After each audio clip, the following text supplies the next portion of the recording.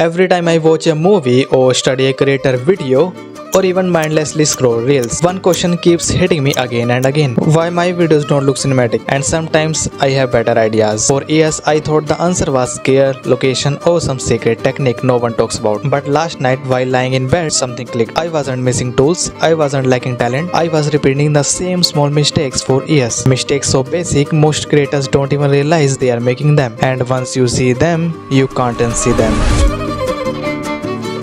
देखो अब तुमने ऑलरेडी इस टॉपिक के ऊपर हजारों वीडियोस देख रखी होगी और तुम्हें सिर्फ ये सुनने को मिला होगा कि use good lights, use expressive cameras and iPhone तो तुम्हें डेफिनेटली चाहिए, वरना उसके अलावा तुम सिनेमैटिक वीडियो बना ही नहीं सकते। But what if I tell you, if you just avoid this simple mistakes your videos look more cinematic than cameras. And या पहली मिस्टेक जो तुम्हें डेफिनेटली अवॉइड करनी है वो है शूटिंग इन वन एंगल। देखो अब जो व्यूअर्स होते हैं ना वो बहुत जल्दी बोर हो जाते हैं सेम एंगल देख देख के। और अगर मैं तुम्हें एक बढ़िया सा एग्जांपल दूं इसका, तो मान लो तुम्हारा कोई फेवरेट पॉडकास्ट या फिर फेवरेट मूवी है। अगर जो पॉडकास्ट में तुम्हारा चाहे फेवरेट गेस्ट क्यों ना आया हो, लेकिन अगर वहीं वो दोनों सिर्फ एक सिंपल से टेबल पे बैठ के बिना कोई एंगल चेंज हुए, बिना कोई लाइटिंग के अगर सिंपल वो बोलना स्टार्ट कर दे, तो लोग इतना ज़्यादा बोर हो जाएंगे कि वो उसको 5 मिनट भी देखना पसंद नहीं करेंगे, वो एकदम स्किप कर देंगे कि इतना बोरिंग पॉडकास्ट है। वहीं अगर मूवी ऑलरेडी फेमस होती है डिफरेंट टाइप ऑफ एंगल्स के लिए, स्टोरीज के लिए, लेकिन वहीं अगर एक मूवी सिर्फ डायरेक्टर अपने कुर्सी पर बैठ के तुम्हें सारी स्टोरी बताए सिर्फ एक कमरे में बैठ के, तो क्या तुम उसको देखोगे? बिल्कुल नहीं देखोगे। लेकिन वहीं अगर से मूवी को डिफरेंट एंगल में शूट कर जाए like closeup, ultra wide, wide, तो वो मूवी कितनी ज़्यादा इंटरेस्टिंग हो जाएगी, लोग उसमें बिल्कुल हुक हो जाएंगे और उसको देखते रहेंगे। तो इसीलिए एंगल्स बहुत ज़्यादा इंपॉर्टेंट होते हैं। और ये सिर्फ मूवीज या फिर पॉडकास्ट नहीं, तुम्हारे फेवरेट क्रिएटर्स भी करते हैं। लाइक तुम गोक्स की वीडियो देख सकते हो, वो सिर्फ एक सीक्वेंस दिखाने के लिए कितने ज़्यादा एंगल्स को चेंज करता है। तो इसीलिए एंगल्स को चेंज करना बहुत ज़्यादा इंपॉर्टेंट है ताकि व्यूअर्स को थोड़ा चेंज दिखे अपने फ्रेम में। लेकिन उनके पास तो बहुत सारे कैमराज है, मोबाइल है, तो वो डिफरेंट एंगल एक ही बारी में शूट कर लेते हैं। लेकिन हम कैसे शूट करेंगे? नहीं, देखो इसके लिए तुम्हें कोई भी 2 कैमरा या फिर मोबाइल की जरूरत नहीं है, तुम्हें सिर्फ एक मोबाइल या फिर कैमरा तुम्हारे पास है तो उसकी जरूरत। मान लो ये तुम्हारी स्क्रिप्ट है, तो इसको तुम डिफरेंट एंगल में शूट कैसे करोगे? तो देखो, और इसके लिए तुम्हें बार बार सेम लाइंस बोलने की जरूरत भी नहीं पड़ेगी। देखो मान लो तुम्हारी स्क्रिप्ट है और तुम्हें इस वाले सेक्शन को लो एंगल में शूट करना है, तो इसके आगे आई लिख दो, मतलब लो एंगल। देन इस वाले पार्ट को देखो, तुम्हें क्लोजअप शूट करना है तो इसके आगे सी लिख दो, सी मतलब सिर्फ closeup, not what you think. अब उसके बाद जब वीडियो शूट करने जाओ तो देखो सिर्फ इतना पार्ट मुझे लो एंगल में शूट करना है, तो बस मोबाइल को ऐसे नीचे से लो एंगल में रखो और शूट कर लो। फिर जब क्लोजअप शूट करना हो तो थोड़ा सा जूम कर लो। और मान लो तुम्हें दूसरा सीक्वेंस शूट करना है, मान लो तुम्हें अल्ट्रा वाइड में करना है, तो उसके आगे यू लिख दो, you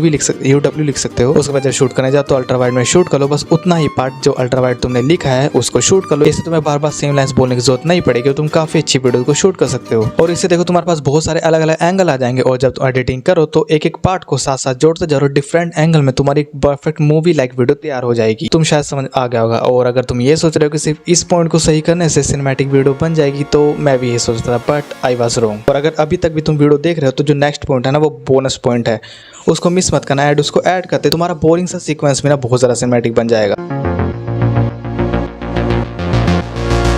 use zoom in and zoom out. अब देखो ये लिटरली वो वाला पॉइंट है, छोटा पैकेट बड़ा धमाका। अब इस वाले पॉइंट को ना देखो, मैं अपनी वीडियोस में ना zoom in and zoom out कभी यूज नहीं करता था, मैं सिंपली अपलोड कर देता था एडिट करता हूँ। और बस एक दिन मेरे फ्रेंड ने मुझे बताया कि तुम्हारी वीडियो में कुछ कमी है एक चीज की। मैंने सोचा शायद वो कैमरा क्वालिटी बोलेगा, स्क्रिप्टिंग बोलेगा, बट उसने कहा zoom in and zoom outs add करो। आई सेड लाइक बट ये कैसा पॉइंट है? तो उसने कहा तुम्हें इसका इंपॉर्टेंस नहीं पता। तो मैंने चलो देखा, बट जब मैंने इस चीज को नोटिस करना शुरू किया तो मैं जब अपने फेवरेट क्रिएटर्स की वीडियो देखता था तो हर दूसरी लाइन के बाद उनकी वीडियो में जूम इन या जूम आउट होता रहता, बिल्कुल स्लोली, तुम्हें वो नोटिस भी नहीं होने वाला। फिर मैंने देखा कि हाँ ये काफी जरा इंपॉर्टेंट है। अब इसका इंपॉर्टेंस क्या है? तो देखो जब भी हम अभी तुम देख सकते हो ये वीडियो काफी जरा स्टिल है, तुम्हें थोड़ी सी अगर तुम ज्यादा देर से देख रहे हो तो तुम्हें बोर लगेंगे, बट जैसे ये थोड़ी अब देखो यहाँ पे स्लोली जूम होना स्टार्ट होगा तुम, और जो स्टिल फ्रेम था ना वो एक मूवमेंट हो गई, तुम्हारी शॉर्ट में मूवमेंट आ गई जो काफी ज्यादा इंटरेस्टिंग लगती है वीडियो में। और इसे ना थोड़ा चेंज भी आता है वीडियो में जो काफी ज्यादा इंटरेस्टिंग लगता है। और इसको करना इतना ज्यादा ईजी है ना, तुम 1 मिनट में कर सकते हो। और इसका इंपॉर्टेंस बहुत ज्यादा है। देखो सिंपली जब भी तुम अपनी वीडियो एडिट कर रहे हो तो अपने स्टार्टिंग पॉइंट में एक की फ्रेम ऐड करो, उसके बाद जहां तक भी तुम्हें जूम चाहिए वहां पे जाओ और एक की फ्रेम ऐड कर दो, और वीडियो को सिर्फ 2 या 3% जूम कर दो। अगर तुम ज्यादा जूम कर दोगे तो ये देखो कुछ इस तरीके से फास्ट जाने वाला जो बिल्कुल बेकार लगता है। तो इसको तुम्हें बस 2 या 3% बनाना है, और तुम देख सकते हो यहाँ पे कितना स्लोली स्मूथली जूम होता जा रहा है तुम्हारा फ्रेम, और काफी ज्यादा अच्छा भी लगता है क्योंकि स्टिल फ्रेम से तुम्हारे शॉट में एक मूवमेंट ला देगा। अब तुम्हें ऐसा भी नहीं कि हर शॉट में तुम्हें अप्लाई करना नहीं, मान लो तुम्हारा 4 शॉट था, तुम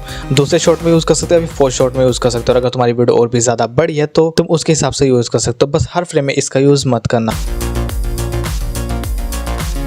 ओके, सबसे पहले मैं तुम्हें ये क्लियर कर दूं कि मैं तुम्हें अलग अलग लाइट लेने के लिए नहीं बोल रहा हूँ। मेरा मतलब ये है कि तुम्हें इतना तो पता ही होगा कि लाइट्स दो तरह की होती है, एक वार्म लाइट्स, एक कूल लाइट्स। और वैसे तो बहुत सारी होती है कि रिम लाइट हो गया, टॉप लाइट हो गया, डाउन लाइट हो गया, ऐसी बहुत सी लाइट्स होती है। बट मैं सिर्फ बात कर रहा हूँ कलर्स की। देखो, वार्म लाइट्स का यूज हम करते हैं जब हमें बिल्कुल नॉर्मल एकदम सटल फीलिंग दिखानी होती है और थोड़ा टॉकिंग हेड वीडियोस होते हैं। लाइक तुम ऑरेंज यूज कर सकते हो, येलो यूज कर सकते हो, लाइट ग्रीन यूज कर सकते हो, ये वार्म लाइट्स होती है। बट वहीं अगर तुम्हें माहौल मतलब फीलिंग थोड़ा सीरियस, तुम्हारा टॉपिक काफी ज्यादा सीरियस है, तुम किसी को एक्सपोज वगैरह कर रहे हो, तो तुम्हें कूल लाइट का यूज करना चाहिए।